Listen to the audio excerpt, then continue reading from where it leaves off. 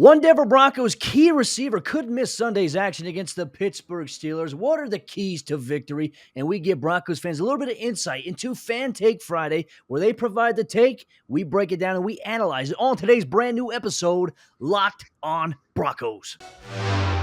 You are Locked on Broncos, your daily Denver Broncos podcast. Part of the Locked on Podcast Network.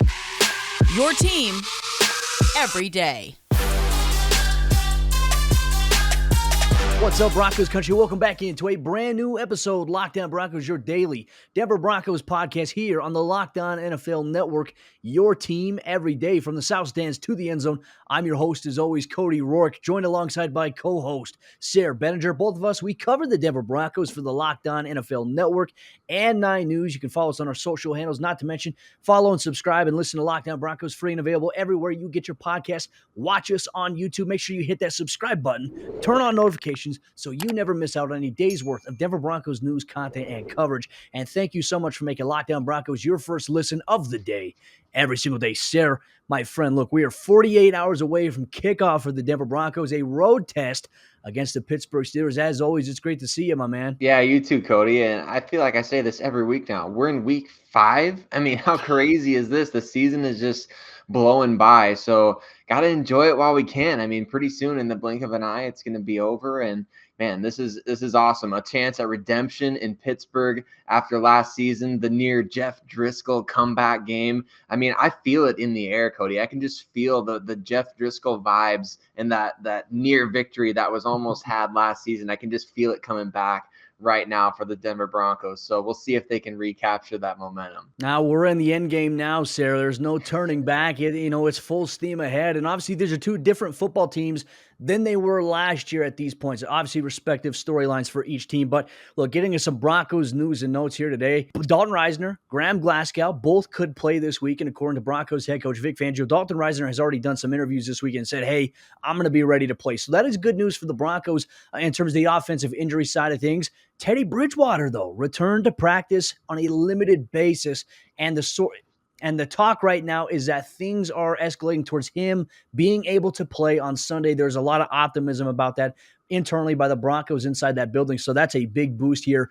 for the Broncos, Sayre. I love it, and that's great to hear. I mean, first and foremost, Teddy Bridgewater, the human being, of course, you never want to see anybody get a concussion. And so very serious deal. So just the fact that he's getting better, the fact that he's been on the mend, first and foremost, I feel like is awesome news. Second of all, the fact that he's progressing well enough to be able to play in this game, to get back out there on the field. We've seen this Denver Broncos offense move the ball exceptionally well with Teddy Bridgewater. There was a time there where, man, anytime that he had the ball, whether it was preseason or regular season, you almost felt like the Broncos were guaranteed to get a score, whether it was a field goal or a touchdown. So I feel like there's reason to be confident for the Denver Broncos this week against the Pittsburgh Steelers, specifically if Teddy Bridgewater can play. So great to hear that he's coming back. Great to hear with Risner and Glasgow. Great to hear potentially with Ronald Darby as well on the defensive side. So potentially some reinforcements coming this week, Cody. Yeah, and it'll be good news for the Broncos. And obviously, if Teddy is unable to go, barring something last minute, Drew Lock will get the start.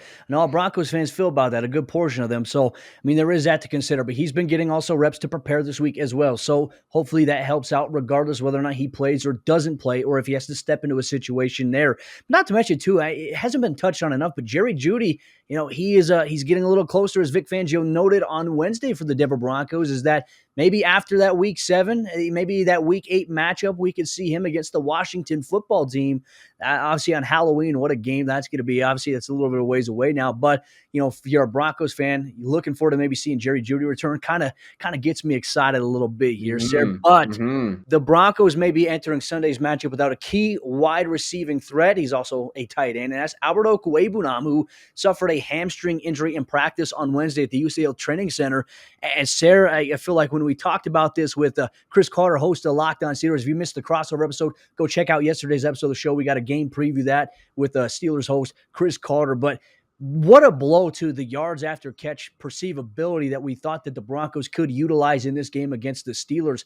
If Albert O can't go, you have Noah Fant and you have Eric Sauber. And obviously you have Andrew Beck there, and you may see Sean Beyer have to get called up to the game day roster if, in fact, this is the case. Absolutely. And hey, as a Hawkeye guy, Sean Beyer getting called up for the game wouldn't be the worst news in my opinion. By the way, Cody, I just have to quickly touch on this just because you said it and I thought of it. So you said Jerry Jeudy could be coming back on Halloween. So I feel like 1-2, Jerry's coming for you is something we got to get ready for in Broncos country. But absolutely, you're 100% right on the tight end position, needing those reinforcements. I would love to see a guy like Sean Beyer get the call up, but the Broncos also have Andrew Beck who can play that position. And we talked specifically in guys that deserve more playing time, Eric Saubert. And I think that would be awesome to see. I think that he deserves that opportunity. He obviously averaged about 23 snaps in those first games, only played 8 snaps in the fourth game. And I'm not saying that the Broncos are undefeated when Eric Saubert plays more than 22 snaps, but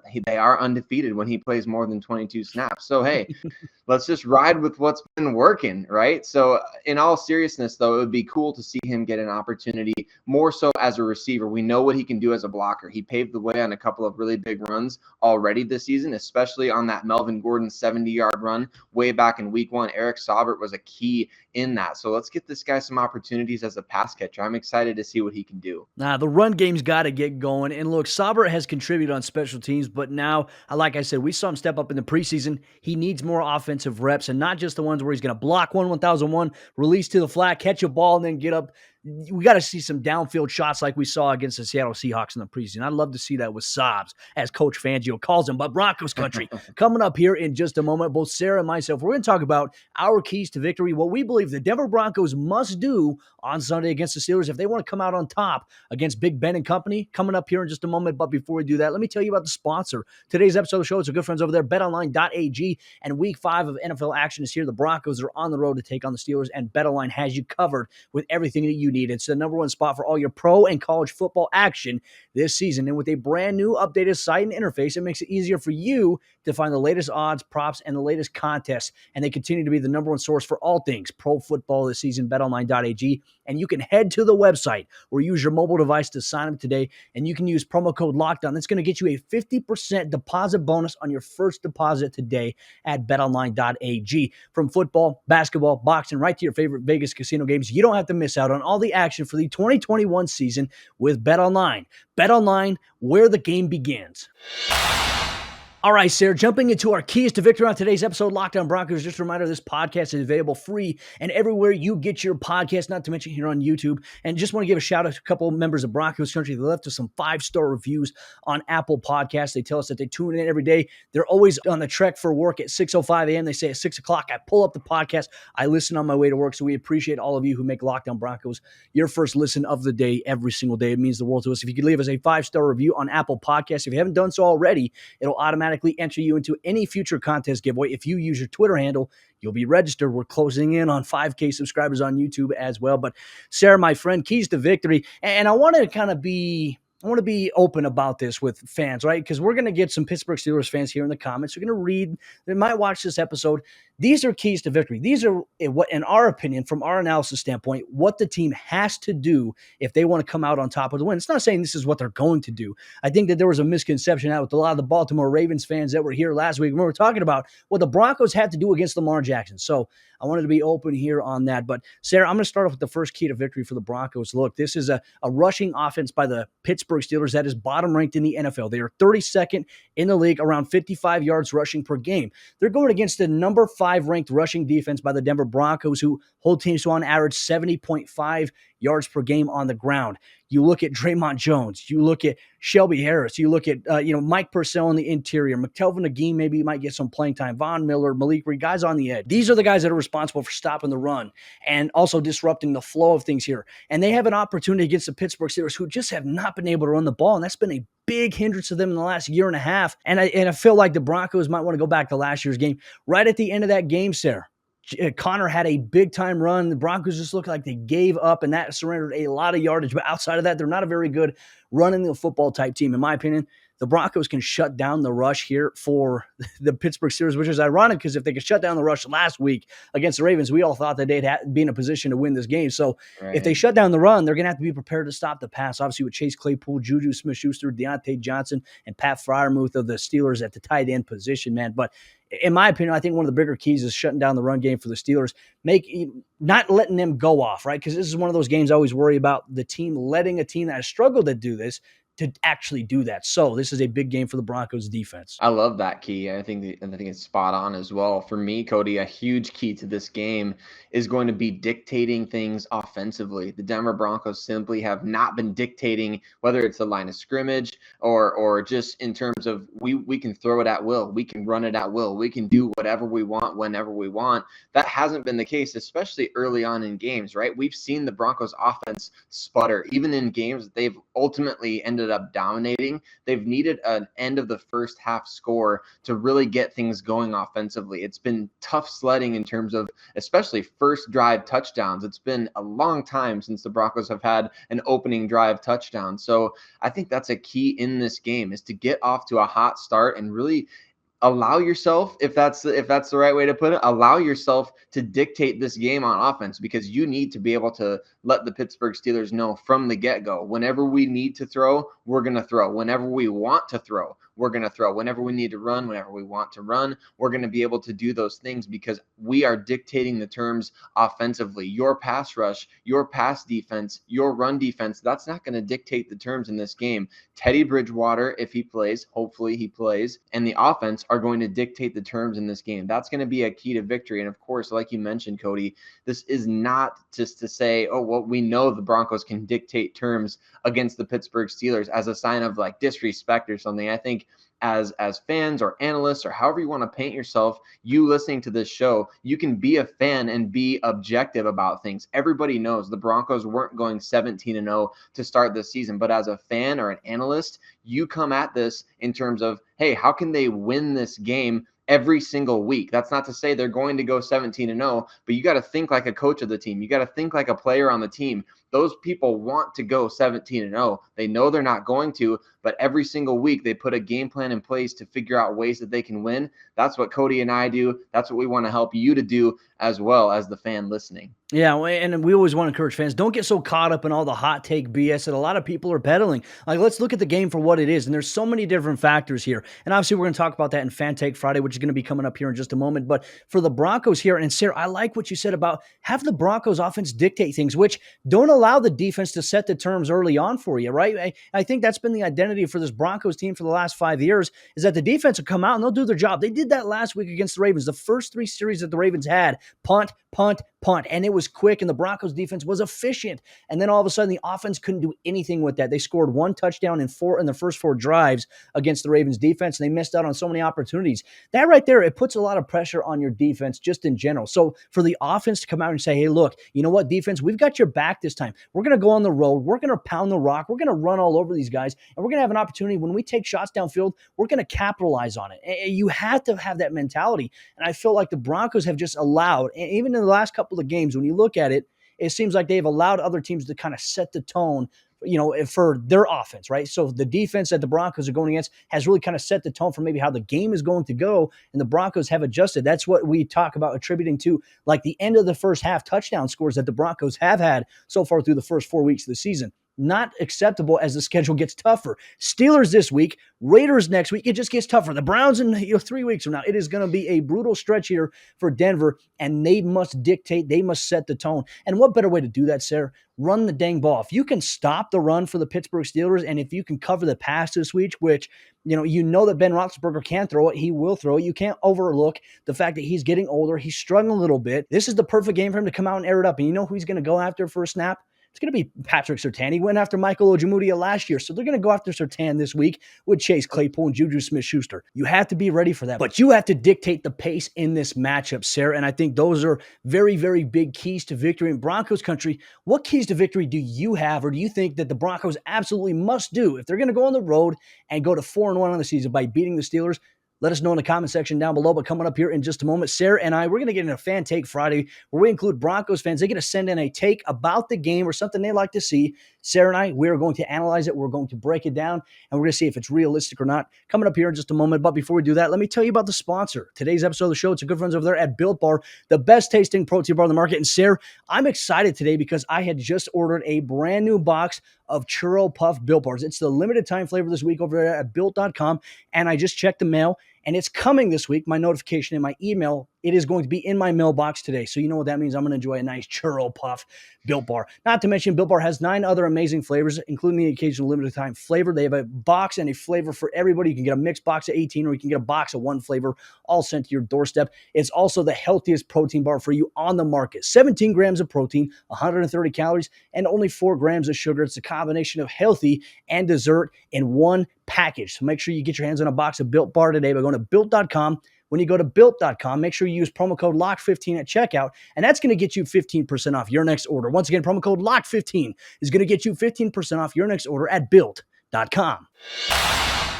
Jumping into the fourth quarter action, today's episode, Locked On Broncos. Just a reminder, this podcast is available. You can watch it on your smartphone, your TV, your computer, your tablet, whatever you watch things on. Make sure you hit that subscribe button, turn on notifications so you never miss out on all the coverage we have here on the Locked On Broncos podcast. But we're introducing something new here. It's called Fan Take Friday. We ask Broncos countries to send in their take that they have about a specific game. We go through, we look at it, we break it down at its roots, we see whether or not it's realistic, and we maybe even challenge it a little bit here on the show. So, Sayre, I'm excited about this, my man, and we're going to start things off right here with Johnny Teixeira. He says, the take is going to be that the Steelers don't touch 100 yards of total offense. He says that I'm confident that we take away the run early on, and Ben cannot physically throw over 5 yards.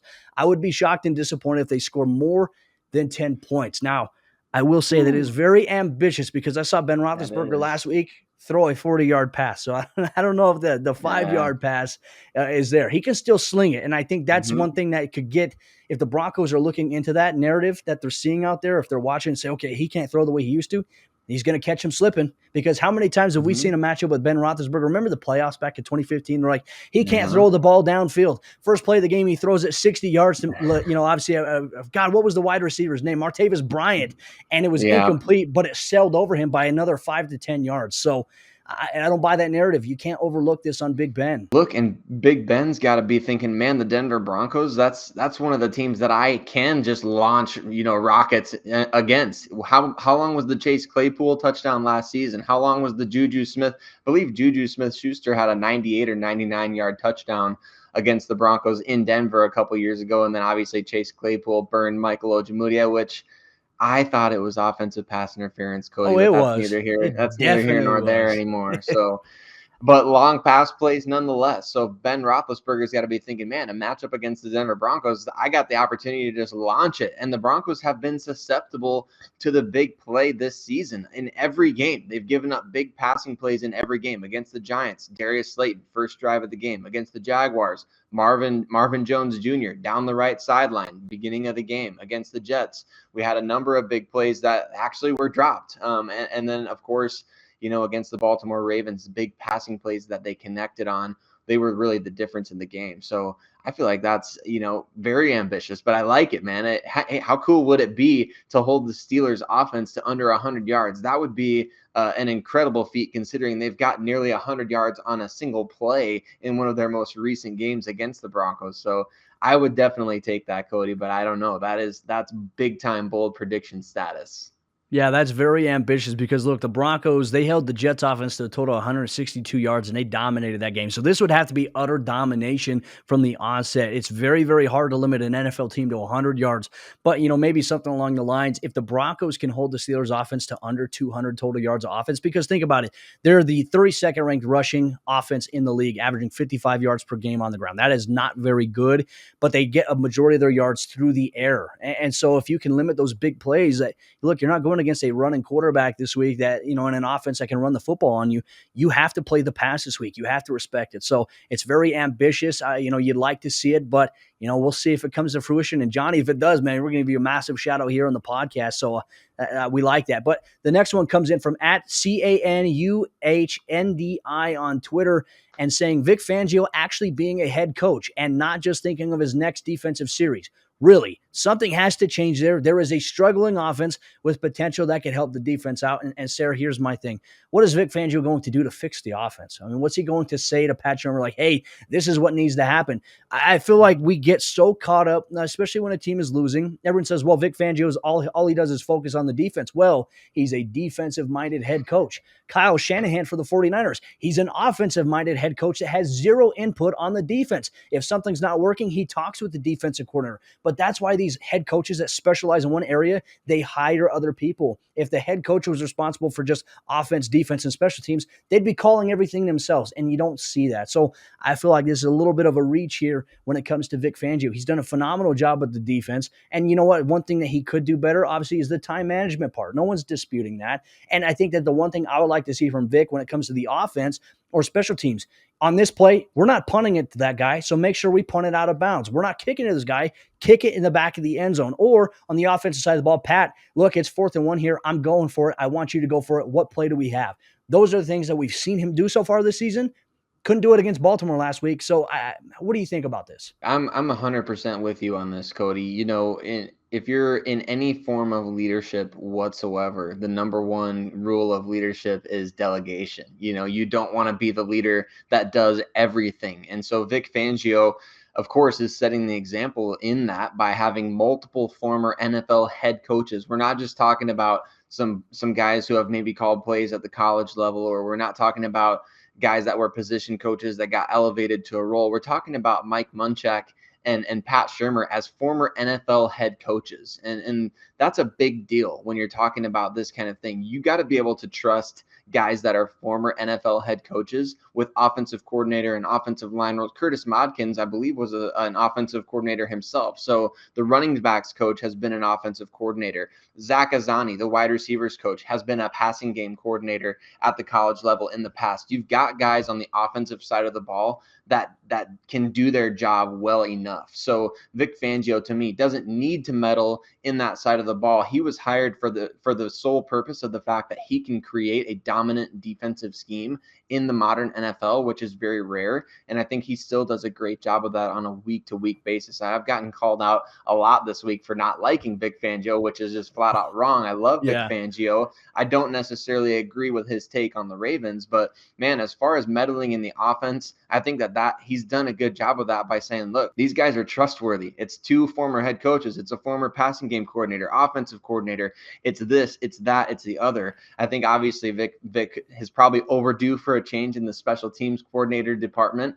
But that's not even the question. It's about the offense. And I think Vic has done the job that he needs to with the offense. Look, in terms of 4th down conversions. He went forward on multiple 4th down plays in that week 1 victory over the Giants that nobody thought he would do in a regular season game. And they're on the same page about being aggressive like that when the opportunity presents itself. I agree with you in the fact that he needs to be a little bit more cognizant during time management situations. There was an opportunity in this Ravens game before the Broncos got the ball back and Teddy Bridgewater ultimately got a concussion where he let the clock bleed down under 2 minutes. And then you get the ball back and you try to run a 2-minute drill with way less time than you otherwise would have had. And of course, you've got the timeouts on your side at that point. So there's 2 sides to every coin. But to me, you want to preserve as much time as you possibly can and let your offense spike the ball if need be. You might sacrifice a down. At least you're not sacrificing seconds off the clock. So there's some areas where I definitely differ with Vic Fangio in terms of when I'm watching the game in real time.